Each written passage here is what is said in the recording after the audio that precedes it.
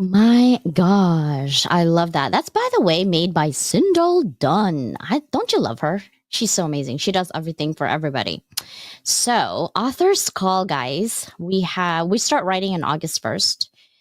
This one is a rebel with a cause. As we were talking here, I was actually rearranging the meme that I'm creating for our authors. We have a couple of authors on board already. Some are repeat authors. Thank you.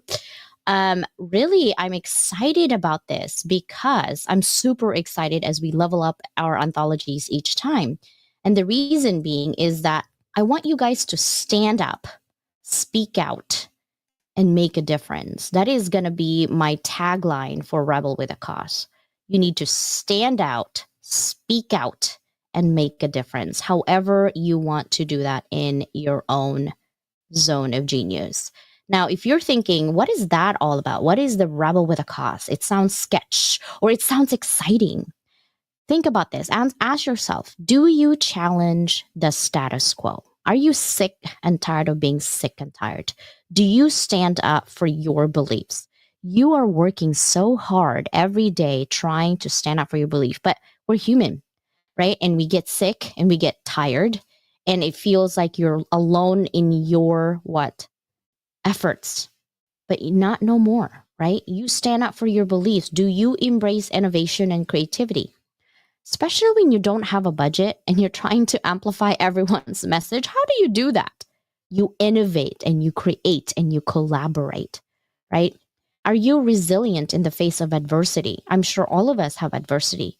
How we stand out for our adversity and not stay laying down makes a huge difference and encourages and inspires others on how you did it. How are you going to tell that story to 8 billion people alone? Or in a smaller community? You can't. Let's be honest. That's why you collaborate. Do you inspire others? I hope so, because I'm inspired every day by every single person. And do you drive social change? And you ask yourself, how am I driving social change?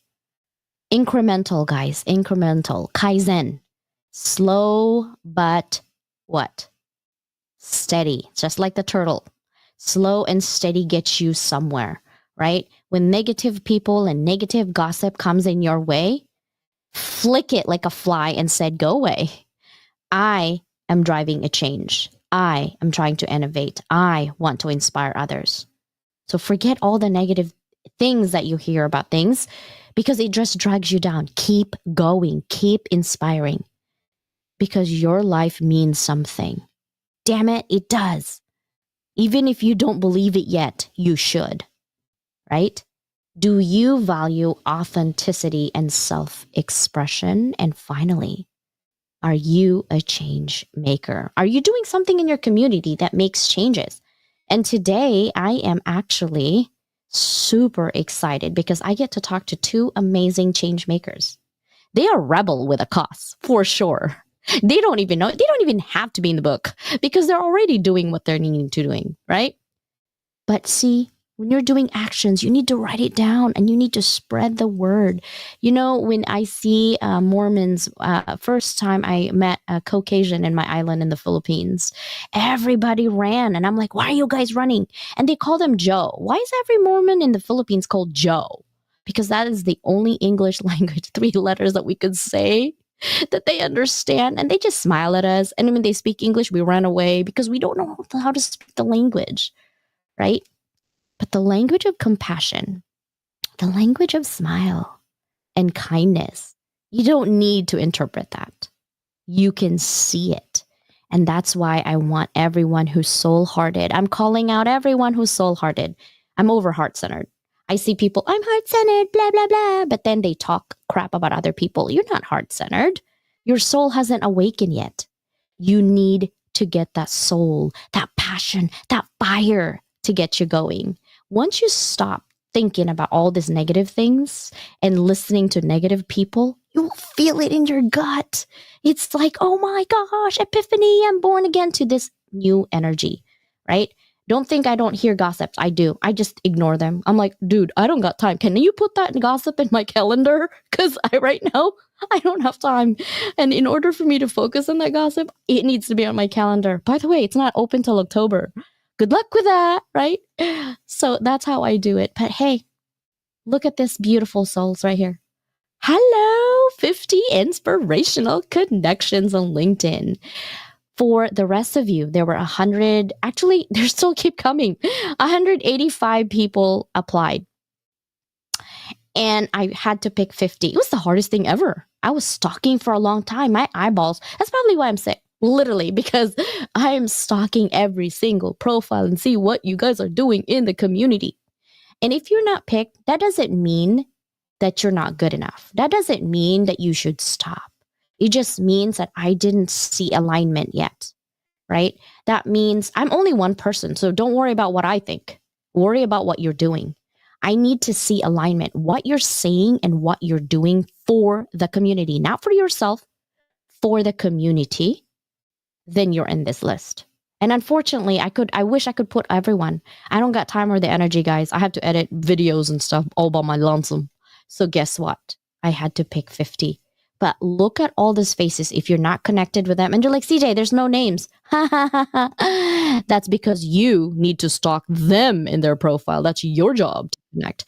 It would be like a scavenger hunt for 50 inspirational connections. I love it. And you know what? One of them, who's my guest, is smiling on that picture. She's in group 3. Can you see? I know. I'm the only one who's giddy. I'm going to shut up now. I'm serious. Okay. Now, look at this. Canva just sent me, hey, Dr. Leland, congratulations on creating 1,000 designs. You know what that means? My eyeballs has been on Canva for a long time. I just started Canva last year. So that's how much craziness, because I do things for my clients and create stuff for my clients on Canva. And yes, I use AI. I use everything you got. I even use external stuff that Canva doesn't have, but Canva allows me to do it. And I was like, yay, thank you, Canva. Anyway, happy birthday to me. I'm still showing up here, sick and all. And Sharon says, I don't care if you said you're negative COVID, you got COVID. I know, I feel like crap. I feel like I have COVID for sure. But it says negative, but man, I do not wish it upon any of my enemies, frenemies, whatever, best friend. No, it feels horrible. I can't sleep at night. And I had to double up on concealer because my dark circle, you think I'm a best friend with the owl. Like, that's how bad it was this morning. I was like, oh, I'm TV and I'm going to be this looking. Oh my God. Can you imagine on a 1080p on a 4K camera? Ooh, I know it's a little vanity. Listen, okay, it's hard to be getting older. And I'm getting older today and I'm closer to 50 than I want to be. But it's okay. I still am dancing. My favorite song, guys, is 50 Cent. Okay. Like that song, like, go shorty, it's your birthday. We're gonna party like it's your birthday. I'm partying here because I can't go out because I'm coughing like nobody's business. And I don't really want to spread cooties. I want to spread love, not cooties to people. And it's horrible to get sick. So enough talking about me. I'm always talking. Anyhow, this is the book that we're talking. Okay. Look at this, beautiful souls. Moving Beyond the Boxes, the journey to self-discovery. It is all about self-discovery and what we are all about, right? This book hit #1 international best-selling. What?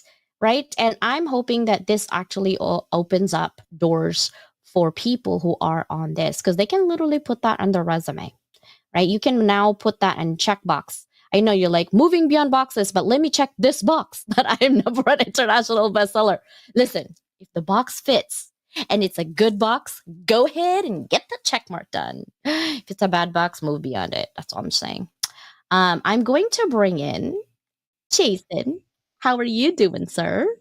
I am well. I am so sorry that you're not feeling good. And it's your birthday. Like you said, go Shawty. Go It's my Shawty. birthday. I know I'm 5 feet tall, so I think my daughter's like, Mom, I think you're 4'11", like you shrank. I'm like, great. Can I just hit 4'10" so I can get the disabled placard from the DMV? I'm like, I don't mind if I'm 4'10", because literally I drive a Sprinter, right? Like 12-seater. Yes. And Yes. my kids best friend said, Mrs. Leland, I saw you driving. Were you standing up? Well, I'm like, how do you stand up and drive, boy? How do you do it? And so I was like, I will see you and I will not stop for you next time. My 2500 and all car. And he started Mm, laughing. And he's a big boy. He's a football player. He's so funny. I'm best friend with his mama, but that's the joke of the town right here. I am standing while driving. you're a sprinter. Yes. Yes. Oh my gosh. But how are you doing, sir? How's the project? What's shaking and moving in your end? Oh my goodness. I've got so much going on with the nonprofit, but I just want to say thank you for allowing me to be part of the book and for you and Susanna Dawn allowing me to write part of my story and giving me such great feedback because it is the first time that I have put anything out like that. And it's the first time that I've told those parts of my story. So that is, for me, was a big move. And I really appreciate the opportunity. So thank you very much. Yeah, I can't believe all the great authors that were in that book. I'm sitting there and I'm reading the other authors' stories and I'm crying and I'm laughing and I'm cheering. Yeah, it's so amazing. And so, yeah, it's fantastic. I love that book. Let's go ahead and bring my guest, Sharon Byrne. What? Hi, Sharon. Hi, CJ. Hi, Chasen. I'm so glad to be here with you today. Happy birthday, CJ. And would you do yourself a favor and the rest of us a favor? Get better already. But I am convinced that you have COVID, even though the test tells you you don't. Me too. So, Because I had COVID before and this cough. Well, I lost my sense of smell for about 8 months.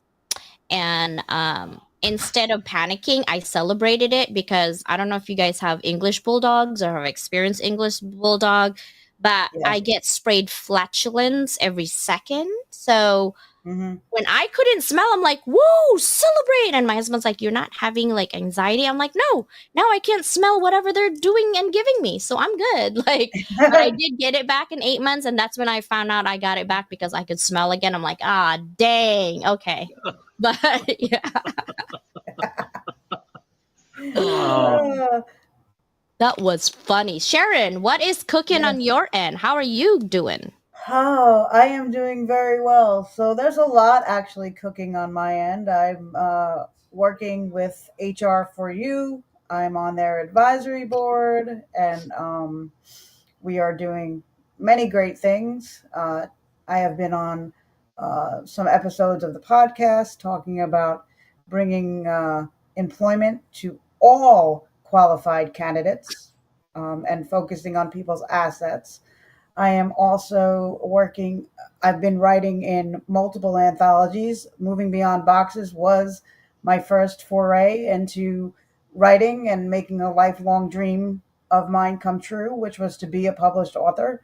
And I so appreciate you and Susanna, CJ, for giving me the opportunity and for lighting that fire underneath me to actually put my story down in print, and out there digitally. And I'm also collaborating with uh, one fellow coach and also fitness professional.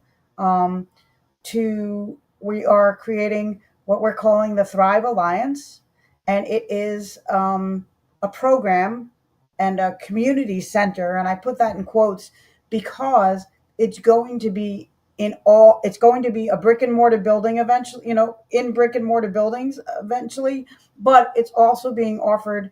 The services, programs, and activities will also be offered online so that we could expand our reach. And it's going to hopefully, well, not hopefully, it's going to be a duplicatable program so that this can be done anywhere around the world.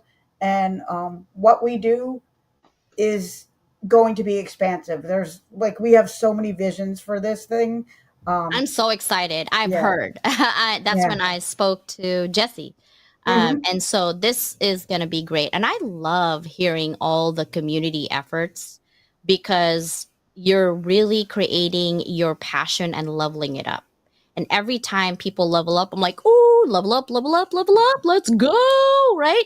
And you guys don't even know Yeah. I'm celebrating and cheering over here because I want that good energy. I want that momentum to keep going. I can't do it alone to level up people. But here's the thing.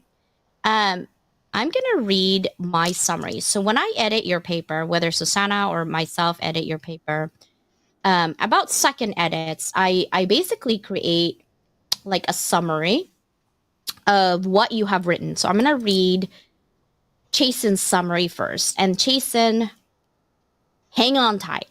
Tell me if I'm accurate, okay? So this is what I wrote, and I have to have my glasses because I can't see. I got 4 eyes. I just try to be cute and not put my glasses on, but in reality, I can't see without it. I said, Chasen Forehand's chapter, Moving Out from the Shadows, is a deeply personal account of his journey from a fragmented, traumatic childhood to a life of purpose and freedom. Chasen begins by sharing the few fragmented memories he has of his early years, particularly a haunting image of his birth mother leaving him and his brother on a beach in Florida. This memory symbolizes the abandonment and neglect that marked his early life. Chasen's childhood was marred with. Sorry, I get emotional. CJ, stop. Instability, frequent moves due to his father's job, and a series of unloving stepmothers. The most impactful of this was his first stepmother, whose coldness and lack of empathy left a lasting trauma. Her presence was described as a suffocating wrath, filling Chasen with feelings of unworthiness and fear. This emotional neglect pushed him into a defiant phase during his teens, leading to destructive behaviors as he tried to break free from the boxes of limitations imposed on him. Nature and running became Chasen's escape, offering a sense of freedom and solace from his tumultuous home life. However, the pain and unresolved trauma from his past continued to haunt him into adulthood. His high school and college years were marked by further struggles, including substance abuse and a severe mental health crisis that resulted in multiple hospitalization. The turning point in Chasen's life came when he hit rock bottom and realized he needed help. Through years of hard work, therapy, and the support of a loving partner, he began to dismantle the boxes of shame, fear, and doubt that had confined him. Chasen found solace in running, reconnecting with the freedom it once provided, and started to rebuild his life. Today, Chasen has been clean for 33 years and has dedicated his life to helping others. He founded a nonprofit organization focused on empowering people to break free from their own boxes and realize their full potential. He emphasizes the importance of seeking help, recognizing when life is spiraling, surrounding oneself with positive influences, and having an accountability partner. Chasen's story is a testament to the resilience of the human spirit and the power of self-discovery and healing. He encourages others to find their purpose, forgive themselves, and surround themselves with supportive people.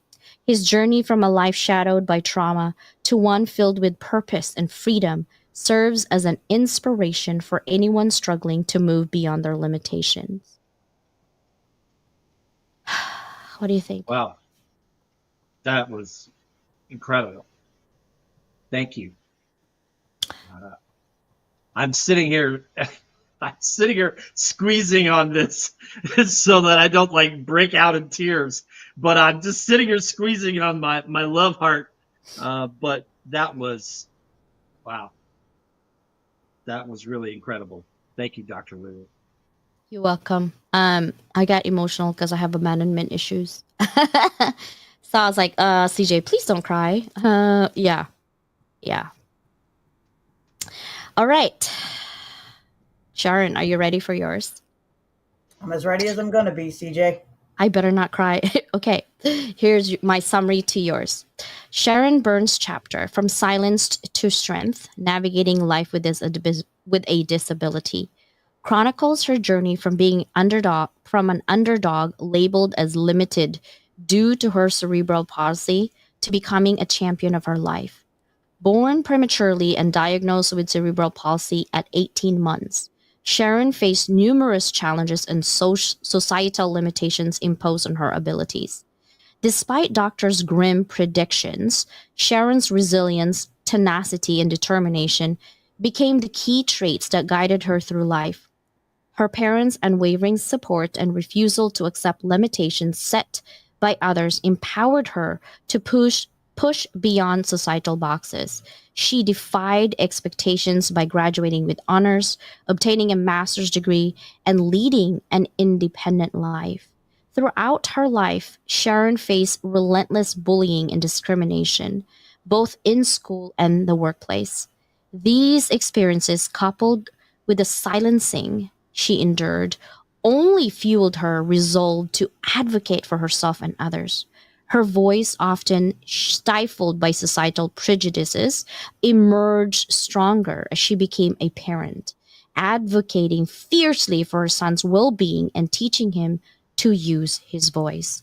Sharon's personal journey of overcoming adversity and defying labels laid the foundation for her entrepreneurial endeavors.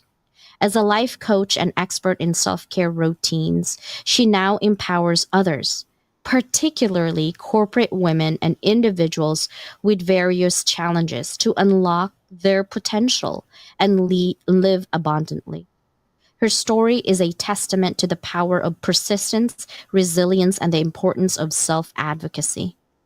The chapter is dedicated to the naysayers who motivated Sharon to prove them wrong and to those who believed in her, especially her parents and son. Their support and belief helped her transform from being boxed in by limitations to achieving brilliance. Wow. Thank you, CJ. I'm getting goosebumps. I didn't even Oh. realize I wrote that. Well, I think that my summary was very powerful. And also, I just want to say that your summary of Chasen's chapter was also extremely powerful. And I found that all of these, all of the stories in our, uh, in Moving Beyond Boxes, in our anthology, were totally moving stories with universal messages across the board. So even if you didn't have the exact same experience as Chasen or myself or yourself or any of the other authors, there is a universal message in every story. Yeah, So, absolutely. yeah. Yeah, I hope I did justice. That's Oh, all my I'm going to goodness. say. I think Yeah, absolutely. I think Beyond you justice. leveled up and did beyond justice. Yes. Yeah, Wow. Hi, absolutely. April. I can't wait to have April's summary soon. I usually do that for people to tell you that not only in our anthology that I read your chapter over and over because I have to make sure I'm paying attention to the to the girl, but I also see you beyond your chapter. I see the pain, I see the fuel and that fire, and don't you ever forget it. Don't ever forget why you are doing what you're doing. Don't ever forget all those negative moments in your life. People are like, I want to just forget about my trauma. No, those trauma literally made you who you are today. Be thankful for those trauma because that's where you are today. When you look at the negative things in your life as a positive push, your mindset switch to something else. It fuels you to do better. For those bullies, for those people who say bad things about you, wish them well because they too are going through a lot of pain in their life. Instead of back talking and bashing back, you're just getting that negative energy fueled, right? It's like literally fueling that negative energy. It's like playing a ball. If I throw a ball at Chasen and Chasen looks at me like, CJ, what you doing? Bye. And just moves away, there is no game, right? It's the same thing. If you get negative energy and you play and pick up that negative energy by, I'm going to tell her off and blah, blah, blah, it's this negative energy. But if you get thrown a negative energy and you're like, bye, nothing happens. You just move on and keep going. Never forget your why and never forget that negative things that happen in your life.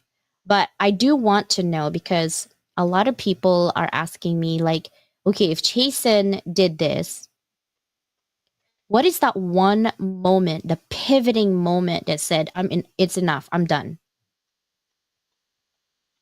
Well, for me, I think I was homeless. My father felt like being someone of an old school mentality that felt like tough love was the way to go. He took away my car because he was helping to pay for the insurance on it. And so he took away my car, which was my home. I I had burned all my bridges. I had destroyed friendships. I was living paycheck to paycheck. I did not have a bank account. I, I would get terminated from one place because I would be on a bender and not show up for a couple of days. And I was at my lowest point with no place to go, no place to live, no place to hang my hat. And I just got tired of this lifestyle, and I got tired of being in this rut and this cycle. And a chef recognized my potential and told me and called me out. He just called me completely out and said, "You're worthy of so much more than you're giving yourself credit for. And you could do so much better for yourself, and you could give back to others if you could lay down a few things and get help." And that's what started me on the path. And it didn't come easily. It wasn't something like automatically I flipped a switch and I never used drugs again. You know, there were some resets and some things along the way. But I think that having someone recognize that you were struggling and say to you, "I see more for you. I see I see the ability for you to do more with your life than what you're doing. And I want you to have that kind of life." Yeah, I'm crushing this. I'm I know, crushing me this. too. I'm like, can I have my second one? Where did my second one go? Oh, neurodivergent people. Yes, yes, this is what we Yeah, do. my knuckles are white chasing. Um, yeah, you didn't think you'd get emotional today on my birthday, huh? I got emotional Woo! yesterday. I wasn't even seeing that I was crying on the corner, but Mike put me up, and I'm like, oh, I'm crying. Oh my gosh. For those That of was you, awesome. 300 people on my DM right now. Guys, I'm cooking a video for you for saying thank you. But my finger is not fast enough to reply, but I love you guys, okay? Um, Here's the thing. For you to remember that and for you to reciprocate the earth is perfect. It gives my heart such a boost, right? Because now you're doing something that no one ever did, not even your own family did for you. Here's the thing with family, because they know you, they think they're doing something good for you when you actually are at the end, at the bottom, right? Like, oh, you're going to do well. I'm just going to take everything away from you so you can learn your lesson. And they call that tough love. And sometimes I reflect in what I'm doing with my kids because I have two daughters, right? I'm like, man, I really messed up big time. I give them everything I didn't have. Now it feels like they don't want nothing from nothing because it's just given. So it's a disservice to my kids. But then I see them realize their potential. And listen, I have like degrees up to the wazoo. And when your daughter tells you I'm not going to college with a 4.8 GPA, it's like a stab in the heart. Oh, like someone just killed me. What do you mean you're not going to college? And I realized, I'm still in college and I'm almost 50. My oldest student is 78. She'll be fine. I think what we need to focus on is happiness and contentment. Forget the rest of the crap. Happiness and contentment. You have one life to live. Are you happy? Are you contented? As human beings, I'll be honest with you, I'll be the first one to tell you I'm not contented. And I should, but I'm not. Right? So then I have to find, like, why am I not contented? Why am I not? Then I realize, I almost died 8 times. There's got to be a purpose I'm supposed to live, right? Like, hello? Can someone show me? And when my heart beats double and as fast when I'm doing something, I'm like, that was my purpose. Sometimes you have to listen. You have to be quiet. You have to be still and just reflect. What gets my heart fluttering so much?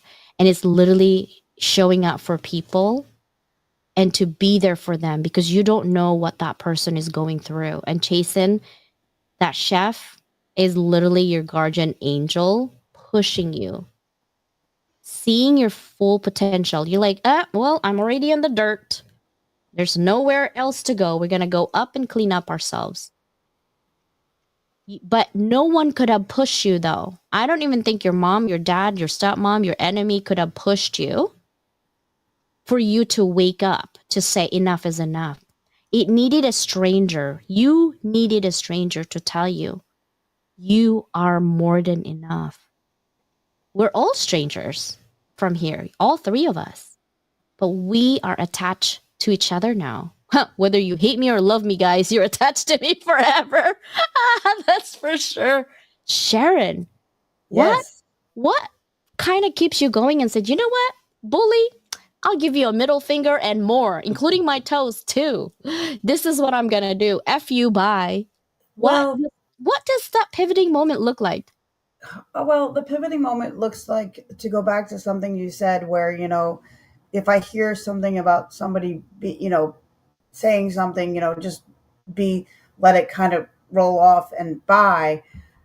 While I agree with that to a point, I also think there's the other side of the coin that I've adopted, which is I will, where appropriate, I have learned to stick up for myself because with sorry about my dog, with It's my all right. life I got being, three. with my life being silenced so much and me being told by adults and teachers, don't let them know that they're bothering you, I stuffed it all.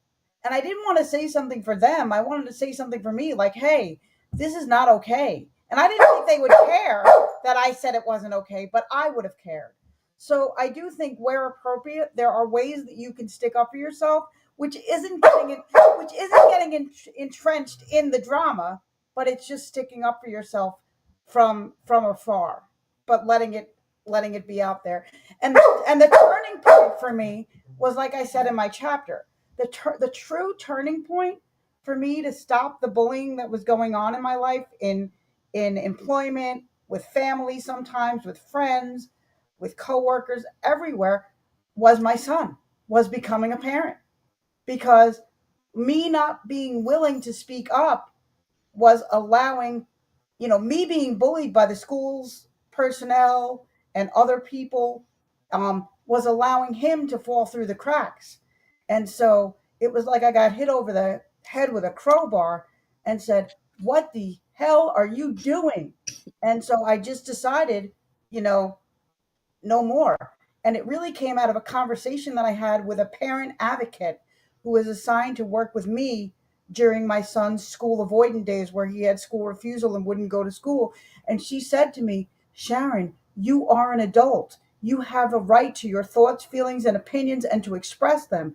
And if you see something not happening that needs to happen, and everybody else is saying, no, no, no, you're wrong, you need to speak more, not louder necessarily, but keep speaking with more confidence and self assurance until people listen. You have the right to your opinions and to express them. And I love the Reese's slogan, and she knew that. So she said, you need to adopt that Reese's slogan as part of your life and say, sorry, not sorry. And I also felt like, if I didn't do this, then my son wouldn't learn to use his voice, because our kids, they they they do more, it's not do as I say, really. I mean, yes, You parents watch. would think that, but they do more from what they see and what they observe. So I wanted to lead by example. And he had trouble using his voice because he was bullied in different ways by different people, and he was silenced. And so I knew that if I didn't stand up and show up, that he wouldn't be able to do that either. And that was not okay with me. I I'm was not going to so let him. He was going to learn the lessons earlier than I did. And also, that's part of the reason I do the work I do now, is because I want parents and families to teach each other to speak up, because everybody has a voice and everybody's message is important. And if people don't think your message is important, then move on, because Yeah. our message isn't for everyone. Hmm. So if somebody's not hearing your message, then move on and keep talking until you get in front of the people that value you and value your message enough to listen and take action. And that's really what pushed me forward. Um, I love it. I think that's what all of us are doing is sometimes we're not for everybody, but we're for somebody, right? And that somebody needed to hear you and encourage you. And forever you will encourage people through this book because I'm going to amplify this. Even if you guys are not even aware, I'm going to amplify it, whether you like it or not, because that's my job. I love bragging about you. Like I'm the professional bragger. Yeah, I am. I love to brag. I'm like, this person and this person, they're like, CJ, what? I'm like, wait, What's hold that on, hold on. on your Yeah, tagline? I know. I'm Mm. like, I'm the professional bragger, guys. This is, and the reason being is that my mission is to level up the world through education, right? My vision is to be the Netflix of education. Education is not formal. This is life education. This is real life, right? I've been bullied when growing up because I didn't have a mom and dad, and I'm an only child. And back in the days, in the 70s, 80s, when we get bullied, we just physical fight. We don't talk and all the smack. We're like, meet me in the recess. I had a nun for teachers, and I come home with a black eye. My uniform, I used to go to Catholic. My uniform is all white and blue. It's brown and black when I come home. And my grandma's like, do I need to go to the principal's office tomorrow? I'm like, yep. Because boys are so mean to me. And I didn't know that boys can be mean like that. As soon as they say something I don't like, pop, and then we just go down. Like that was me. And I was smaller, but I will hit you hard. I know exactly where to go down. I will go for the kill right away. I'm like, no, I don't do that scratching. I will hit you. And so that was my thing growing up, and I was like, oh man, I hope the boys forgive me now that I'm an adult. Yeah. I still know where to hit you, boys. I'm just saying, that's what I would tell them. So funny that you said that because my daughter, my youngest, went to the principal's office and she was fifth grade. And she did go to Christian school. The principal's like, Mrs. Leland, I really need to verify this, and I just want to make sure that your daughter told me to call you. She's in trouble, but not in trouble. But I want to verify from you. She said you said this. I'm like, okay, what did my daughter say now? She said, my mom told me that if someone hits me hard, I have the ability and the power to hit them twice as hard. Did you say that? I was like, yep, I did. I said, my kids will never start crap. They know they will be scared with their parents than the police. That's how I rule my house. But they will never stop. They will never just lay down on the ground like that, because that's what I did for a long time. And I'll be damned if my kids are going to go through that same thing. So yeah, if someone hits my kid, I told him, let the principal call me, but you're gonna put that boy, girl, whatever, twice as hard. I'd give you permission. And so my daughter did. So the boy hit him with a ball. She said she asked him 5 times and she didn't. So she took the ball, pinned him down, and hit them with the ball 5 times. I mean, she did the same thing. And I started laughing, and I tried not to because my daughter's there and she looked at me. She knew she wasn't in trouble. And the principal, well, we did this. I'm like, so what are you going to do with the boy? Right. Is he going to be let go because my daughter fought for herself? Are we going to have this issue, or should I talk to the parents? And they're like, no, we got it. I'm like, I better hear something that we got it. Right. And after about 2 weeks, I let it die down. I did talk to the mom and I said, hey, I'm sorry that Bella hit your son. I know he almost lost his tooth. So I apologize for that. But I just want you to know that she didn't start it. And she's like, yeah, CJ, I apologize. She goes, but I did get a chuckle. And I said, why? Because your rule. Everybody knows your rule now. So no one will ever hit Bella again. That's funny. That's awesome. Yeah. That's awesome. You hit my kid, you will hit you twice as hard. That's my rule. But that's that's what my dad used to say to us, and that's what I say to my son. You will never start it, but you have my permission to finish it. And it doesn't matter whether it's physical or verbal. I said, you don't start it, but you can use your words to fight back. Or if you're being threatened physically or hurt physically, don't start it, but finish it. Yep. And you'll never get in trouble. You might get in trouble at school, but you won't get in trouble with me. Yeah. Um, I took her for ice cream. After that, I'm Yeah. like, you go, girl. And my husband's like, I have a text from the principal. Did you take care of this? I'm like, yeah, we got it. And they're like, what happened? I'm like, well, so and so did, and Bella hit them twice as hard. And then my husband's like, high five, like literally. We don't take no crap from nobody. Because our past trauma, we took crap, right? We did. mhm. And I don't think that sometimes physical fight or verbal fight is actually when you become an adult. I hope you guys are an adult. Fighting back sometimes is pointless. Again, I learned that negative energy doesn't equate to positive energy. It's not math like that. Negative times negative is positive. It's not. So I learned to put my energy where it's needed. Right. So now that we're adults, she's a little bit older. She has some friends drama. And I said, listen, proving a point sometimes is wonderful when you're young and you're hot headed and all this. But when you become an adult, you need to put your energy because you have one life to live. Imagine if you were going back and forth and that someone has a weapon, right? Instead of you going popping off this mouth and they shoot you, you're done. Or you could walk away and just diffuse the whole situation. That is a choice. That is an adult choice. I know you're not an adult, but this is something you need to learn now. It's better to walk away and they call you names like, oh, you're a blah, blah, blah, because let them talk and just move on, right? So that's what I want lesson learned for my kids. Now, Chasen, I know you're doing your nonprofit. We're trying to get a kitchen started for you. What are some of your needs that our community can help? Well, look, one of the biggest and easiest ways to help is to pass on our message. So when you see posts, when you see us doing fundraisers, when you see us talking about Transformation Kitchen, share that out to your other social media platforms and talk about it, because that's the easiest way to get involved. But it's greatly appreciated. And it costs you a little bit of time, but that's it. There are other people that want, like Sharon, that want to get involved. And Dr. New is on here as well. Both of them are not only partners with us, but they're in our advisory board. And that is something we're actually meeting on Friday. We have quarterly meetings.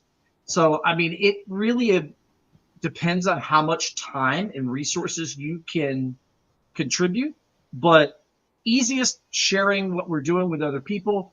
And if you want to get involved past that, then reach out to me and we'll discuss it and find a good balance between volunteering, being on the advisory board, doing something else, maybe even a board position. So all of those things can be possible. It just depends on you and how much the mission, vision, and purpose resonates with you. September 27th from 12 to 4 p.m. we are going to have an old school telethon. We are going to be live. We're going to sell tickets. We're going to have live music, pre-recorded music. We're going to have some cooking demonstrations, all kinds of stuff. So we are getting that all squared away now. We're getting all the sponsors. We're getting all the people together. But I will pre-shout that out now I'm so excited about it. And all the proceeds will go to Transformation Kitchen. So. Good. So tag me. I was like, so tag me. And then give me memes that I can show because we have reach on this end, right? And then if you have any audios that you want me to put on the radio, I'd be happy to do that as well. I'll be your secret Santa / sponsor / affiliate that you want to amplify your message, because that is what we want for the world. We want the world to know there are people who cares. And instead of you bitching about your life situation over there, why can't you get your zone of genius over here and help us out, right? And sometimes when people are so bored with their life, they're working 9 to 5 and they're like hamster wheeling, 9 to 5 and that's it. Negativity comes in their life and they get so sucked into it. We're going to fill you with positive. Just DM me and Chasen. So we're going to put you to work. And Sharon has that other work. So she's going to put you to work. Okay, so if you have like Yep. time for gossip, then that means you have time to volunteer. So let's volunteer instead. Okay, that's all I'm saying. Now, Sharon, what is cooking in terms of this program that you have with Jesse? So the program that I have with Jesse and Michelle Whiteside, we are in the development phases. We're at the point where we're reaching out, you know, getting our message out on social media.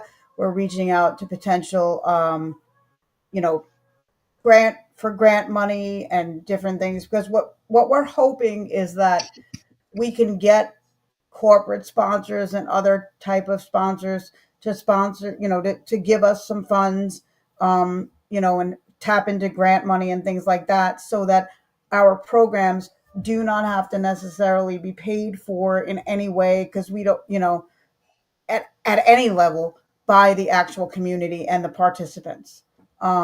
We want to make, and our goal is to bring businesses and families and communities together.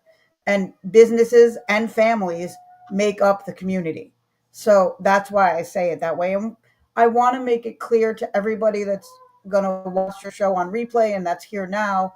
My version of, when I say family, I am not referring to the old school way that people think of family, which still exists for some people, and they're lucky.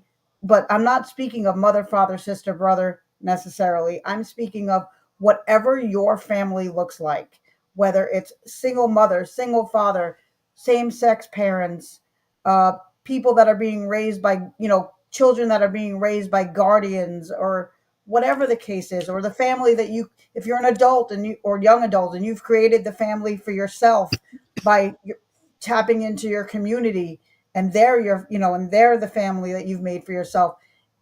That's cool. Family does not mean what we've been ingratiated and grown up for it to mean. Family, the structure and the dynamic of a family has evolved and changed and shifted. And so we need to respect that. And for me, I definitely do. But when I speak of thrive, I do want families to thrive. I do want communities to thrive. I do want businesses to thrive, because let's face it, the most important job, in my opinion, my professional and personal opinion overlap here, of a family is to raise the next generation. And the skills that you learn from being in a family unit, whatever that looks like, are skills that are transferable throughout your life, all the way up to when you're working, how to be a team, how to work as a team, all these things. And that is what Thrive is all about. We want people to thrive. We want families to thrive. We want communities to thrive. We want corporations to thrive. Everybody should thrive, not just in your own neighborhood, but globally. That is our ultimate goal, but we're starting right here in Where our we at in local. our community? Yeah. Yeah. Sign me up for that because okay, so this is I lecture a lot and I tell my students are veterans. So they're definitely experienced more than me in life. So what I've noticed is that when we're younger, okay, we literally are at work anyways. We're basically asked to provide hard skills. Do you know computers? Do you know Word? Do you know Excel? Do you know this? Do you know Salesforce? Do you know all of this checkbox, right? When you're young, you need to like have that hard skills, the technical skills. Mhm. But as soon as you move up that ladder to the C-suite, even managerial director level, you need a lot of soft skills. And I was talking to Professor Rao about this too. I think our children need more soft skills, especially when you're about 17, when you're starting to go to the job place. You need more soft skills. And we need to really, when people says, hey, I do communications or self-awareness or mindfulness, we really need to do that. Sign me up to teach a class for free on communication skills. And I will give them lessons learned from Warren Buffett that I always do every day when I met him in person. And I didn't even know who Warren Buffett was. I was 21. I didn't know who Grandpa was. Just gray hair, old man coming into Geico. Like, what? Warren Buffett? What's that? Until after the fact that I went to lunch with him, I realized who he was, and he was so calm and kind and compassionate, and he gave me a life lesson that today I share with all my people. Right? Two things before we end is Warren Buffett says in your life every day when you make a decision, you only need to decide two things. That's it. Don't complicate it. Take your emotions out of it. Instead, use logic and said, what I'm about to do and what I'm about to decide, is it for an opportunity to grow or is it limitations for me? Mhm. That's it.